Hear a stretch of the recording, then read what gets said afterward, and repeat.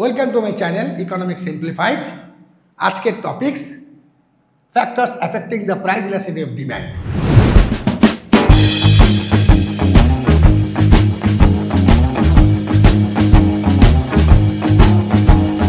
তবে হ্যাঁ, আলোচনা শুরু করার আগে একটু মনে করে দিতে চাই, যদিও আমার ভিডিওটা ভালো লাগে তাহলে লাইক করো, সাবস্ক্রাইব অবশ্য করো, আর যতক্ষণই প্রয়োজন তোমরা শেয়ার করে দাও বন্ধু বান্ধবের জন্য, যাতে তারাও এই ভিডিওর সুফলটা দেখতে পায় বা পেতে পারে। কি করছো তো? তাহলে আজকে শুরু করা যাক factor affecting the price elasticity of demand. আলোচনা শুরুর আগে আমরা বলে দিই যে অনেকের কনফিউজ হয় বা কনফিউশন তৈরি হয়, কোন দ্রব্যটা ইলাস্টিক, কোন দ্রব্যটা আমার ইলাস্টিক। এই জায়গাটা ব্যাখ্যা করার জন্য আমি তোমাদের প্রাইস ইলাস্টিসিটি অফ ডিম্যান্ড কাকে বলে সেইটাকে একটু রিফ্রেশ করতে চাইছি। কীরকম? আমরা ডেফিনেশনে আমরা দেখেছিলাম যে EP is equal to percentage change in demand due to percentage change in price. তার মানে কি? ধরো 5% দাম কমেছে, তার জন্য 10% ডিম্যান্ড বেড়েছে, তাহলে এটা কাটাকাটি করে কত হচ্ছে? 2। তাহলে 2 মানে কি হচ্ছে? Greater than 1। তার মানে আমরা এটাকে বলবো ইলাস্টিক ডিম্যান্ড। ক্লিয়ার? এবার যদি দেখা যায় যে এটা 10% ডিক্রিজ করলো দাম, তার জন্য ইনক্রিজ করেছে ডিম্যান্ড 5%, তাহলে কত হলো? কাটাকাটি করে 0.5, তার মানে লেস দ্যান 1, তার মানে হচ্ছে ইনইলাস্টিক। এই জায়গাটাকে একটু মাথায় ঢুকিয়ে নাও যে ইলাস্টিক কাকে বলে আর ইনইলাস্টিক কাকে বলে। যদি গ্রেটার দ্যান 1 হয় তাহলে percentage change in demand is more than the percentage change in price, তখনই আমার ইপিটা গ্রেটার দ্যান 1 হচ্ছে। আর ইপিটা যদি গ্রেটার দ্যান 1 হয় তাহলে হবে ইলাস্টিক। আর যদি percentage change in demand is less than percentage change in price হয় তাহলে ইপির ভ্যালুটা লেস দ্যান 1 হওয়ার জন্য ইনইলাস্টিক। বাস এই দুটোকে মনে রাখো। তারপর দেখব আমরা যে কোন কোন ফ্যাক্টরস আমার এই প্রাইস ইলাস্টিসিটিকে ডিটারমিন করছে বা এফেক্টস করছে। প্রথম আমরা আলোচনা করছি অ্যাভেলেবিলিটি অফ সাবস্টিটিউট গুডস। তার মানে কি? তার মানে হচ্ছে আমার যে গুডসটা নিয়ে আলোচনা করছি প্রাইস ইলাস্টিসিটি কত হবে, তার সাবস্টিটিউট গুডসের সংখ্যা কত, বা মোস্ট সাবস্টিটিউট মানে ক্লোজ সাবস্টিটিউট কত, ঘনিষ্ঠ দ্রব্য, যেমন চা কফি, যেমন তোমার কোল্ড ড্রিঙ্কসের ক্ষেত্রে হচ্ছে। এইবার মনে রাখতে হবে যত বেশি তোমার সংখ্যক সাবস্টিটিউট গুডস হবে বা ক্লোজ সাবস্টিটিউট হবে তত বেশি মোর ইলাস্টিক হবে। তার মানে কি হবে? তার মানে এক্সাম্পলটা হবে তখন ইপি গ্রেটার দ্যান 1, মোর ইলাস্টিক। আর যত কম সংখ্যক তোমার সাবস্টিটিউট থাকবে, মানে সাবস্টিটিউট গুডস না থাকার মতোই, যেমন তোমার সল্ট বা ইলেকট্রিসিটি, সেক্ষেত্রে কিন্তু আমার ইলাস্টিসিটি হবে ইনইলাস্টিক, মানে ভ্যালুটা হবে লেস দ্যান 1। এবার আসলে nature of goods. Nature of goods মানে কি? অর্থাৎ দ্রব্যের প্রকৃতি কেমন। যদি দেখা যায় দ্রব্যটা নেসেসারি গুডস মানে প্রয়োজনীয় দ্রব্য, তাহলে সেক্ষেত্রে আমার এটা হয়ে যাবে ইনইলাস্টিক। তার মানে দ্রব্যের দাম বাড়লেও খুব একটা ডিমান্ড আমার কমবে না। ওই যে বললাম আমার এই জায়গাটা হচ্ছে এই জায়গাটা। এবার আসো যদি লাক্সারি কমোডিটি হয়, যেমন তোমার সোনা, যেমন তোমার রেফ্রিজারেটর, যেমন তোমার এসি এসেট্রা এসেট্রা, সেক্ষেত্রে কিন্তু আমার প্রাইস ইলাস্টিসিটি হয়ে যাবে গ্রেটার দ্যান 1। অর্থাৎ সামান্য যদি দাম কমে তাহলে হুড়ু করে কেনার হিড়িক পড়ে যাবে। তার মানে পার্সেন্টেজ চেঞ্জ ইন ডিমান্ড অনেক বেশি, তার মানে percentage in demand is greater than percentage change in price, তার মানে আলটিমেটলি ইপিটা গ্রেটার দ্যান 1 হচ্ছে। সিমিলারলি যদি দ্রব্যটা হ্যাবিচুয়ালি ইউজড হয়, হ্যাবিচুয়ালি ইউজ মানে হচ্ছে আমি ইউজ করতে করতে ওটা আমার হ্যাবিট হয়ে গেছে, সেক্ষেত্রে কিন্তু আমার ইনইলাস্টিক হবে। অর্থাৎ দ্রব্যের দাম বাড়লেও আমার কিন্তু খুব একটা ডিমান্ড কমবে না, সেক্ষেত্রে কিন্তু আমার ইলাস্টিসিটি হয়ে যাবে লেস দ্যান 1, মানে ইনইলাস্টিক। ক্লিয়ার? এবার আসো if the use of the goods are different purpose. Different purpose মানে একটা কমোডিটিকে আমি ডিফারেন্ট ইউজ করছি, যেমন ইলেকট্রিসিটি, যেমন দুধ। হ্যাঁ, তার মানে যদি কম্পোজিট ডিমান্ড হয়, অর্থাৎ ডিফারেন্ট পারপাসে আমি যদি ইউজ হই, তাহলে সেক্ষেত্রে কিন্তু আমার ইলাস্টিক ডিমান্ড। কেন? সামান্য যদি দাম কমে যায় তাহলে আমি বিভিন্ন কাজে ডিমান্ডটা বেড়ে যাবে আমার। যেমন ইলেকট্রিক দাম যদি কমে যায় তাহলে আমি different use of the electronics goods ব্যবহার করবো। তাহলে সেক্ষেত্রে আমার ব্যবহারটা বাড়া মানে আমার ডিমান্ডটা বেড়ে গেল, তার মানে ইপিটা গ্রেটার দ্যান 1, তার মানে মোর ইলাস্টিক। কিন্তু যদি আমার এই কমোডিটিটার জয়েন্ট ডিম্যান্ড হয়, অর্থাৎ আমার কম্পাউন্ড ডিম্যান্ড হয়, মানে ডিফারেন্ট ইউজে খুব একটা আমরা ইউজ করি না, যেমন পেট্রোল, কার এটসেট্রা, তাহলে যে কার এবং পেট্রোল আমার জয়েন্ট ডিম্যান্ড, এই জয়েন্ট ডিমান্ডের ক্ষেত্রে কিন্তু আমার ইনইলাস্টিক হবে, অর্থাৎ পেট্রোলের দাম পরিবর্তনের সঙ্গে ডিমান্ডের পরিবর্তনটা আমার কম হবে।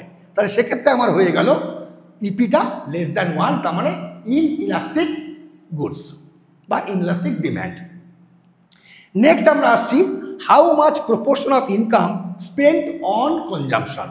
তার মানে কনজিউমারের একটা ইনকাম আছে, তাহলে সেই ইনকামের কত পার্সেন্টেজ বা কত টাকা বা কত প্রপোর্শন আমি ওই কমোডিটির উপর স্পেন্ড করছে। যদি দেখা যায় যে একজন কনজিউমার তার ইনকামের খুব কম অংশ ব্যয় করছে ওই সমস্ত দ্রব্য বিক্রি বা ওই সমস্ত দ্রব্য ক্রয়ের ক্ষেত্রে, তাহলে সেক্ষেত্রে দ্রব্যটার ক্ষেত্রে কিন্তু হয়ে যাবে ইনইলাস্টিক। যেমন ধরো দেশলাই, যেমন ধরো লাইটার এটসেট্রা। অর্থাৎ যদি তোমার ইনকামের কনজিউমার ইনকামের less income spend on goods হয়, তাহলে সেক্ষেত্রে কমোডিটিটা হয়ে যাবে inelastic goods. Clear? EP less than 1। কিন্তু যদি দেখা যায় আমার ইনকামের ম্যাক্সিমাম পার্টটা আমরা ব্যবহার করে ফেলছি on consumption of A goods বা সাম গুডস, তখন ওই দ্রব্যগুলো হয়ে যাবে ইলাস্টিক গুডস, অর্থাৎ ওই দ্রব্যের ইলাস্টিসিটি হয়ে যাবে মোর দ্যান 1। তার মানে এক্ষেত্রে আমার নেচার অফ গুডসকে ডিটারমিন করছে by seeing the value of elasticity. এই জন্য আমার ইলাস্টিসিটির ইম্পর্টেন্সটা ইকোনমিক্সে অনেক বেশি। নেক্সট আমরা আসো বিজ্ঞাপন ব্যয়, দ্য ভেরি মাস্ট ইম্পর্টেন্ট। বিজ্ঞাপন ব্যয় বা এক্সপেন্ডিচার অন অ্যাডভার্টাইজমেন্ট মানে কি?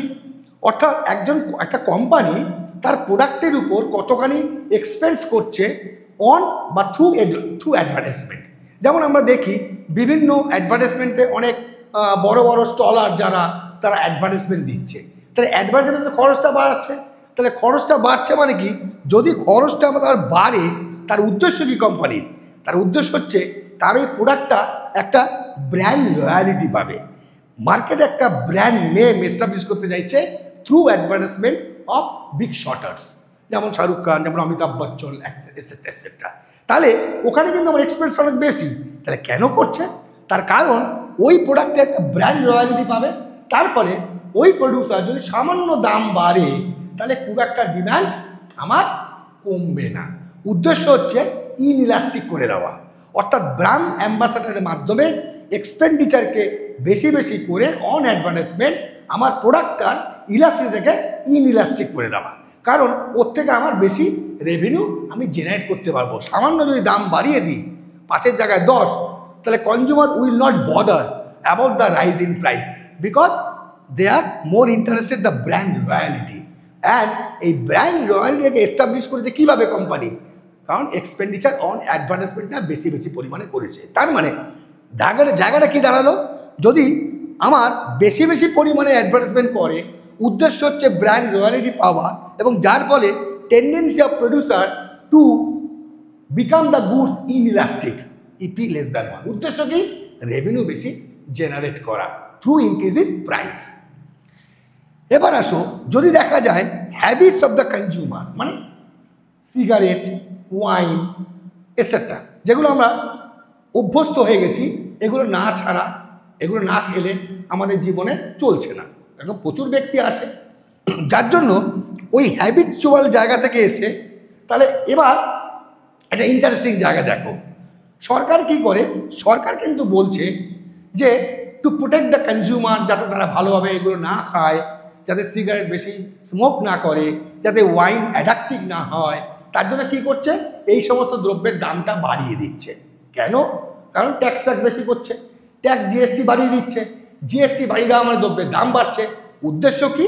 না দাম বাড়লে পরে কনজিউমার খাবে না, কনজিউমার আগের থেকে কম ডিমান্ড করবে, সৎ উদ্দেশ্য গভর্নমেন্টের। কিন্তু আমরা ইকোনমিক্সে কী করছি?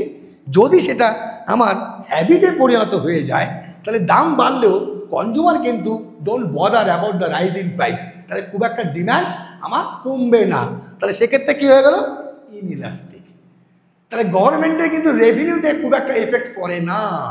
তাহলে জিএসটি বাড়িয়ে যদিও আমরা দেখছি যে একটা গুড ওয়েলফেয়ার মেনটেন করার জন্য, আই ওয়াশ করার জন্য এটা কী করছে না, দামটা বাড়িয়ে দিচ্ছে। উদ্দেশ্য কি? একদম ভালো উদ্দেশ্য।